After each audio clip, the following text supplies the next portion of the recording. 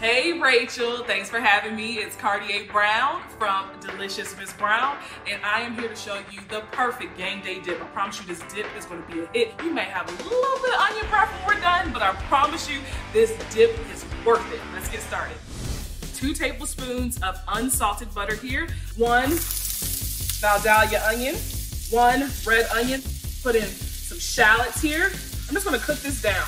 You want to do this gradually and slowly, so you don't want your pot to be too hot. To kind of help speed up the process, I'm going to add a little bit of salt. What salt does is help kind of draw out some of that moisture that's in the onions. I'm going to also put some freshly cracked black pepper. This is going to take about 10 to 15 minutes to get this nice and sauteed. So now I'm going to add about 2 tablespoons of dark brown sugar. You can use light or dark, or whatever you have on hand. All right, so my onions have cooked down a little bit. Now in the cooking process, I have about 5 minutes left. So what I like to do is add in my green onion. Add in a little Worcestershire sauce.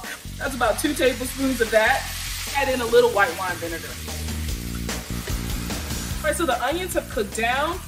Now I'm just gonna add in 1 block of full fat cream cheese and melt this cream cheese down.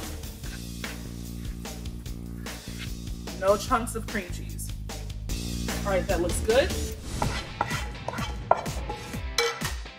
I've got about 1 cup of mayo in here. I'm gonna add 2 cups of sour cream, a little garlic powder as well. I'm gonna add in my last bit of chives.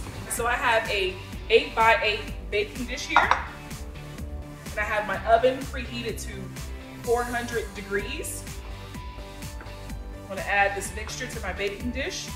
Add on top some freshly grated Parmesan cheese. I'm gonna let it bake for about 10 to 12 minutes or until it gets golden brown on top. The 5 onion dip is done, and what I like to serve this dip with is some vegetables and bell peppers and some toasted bread.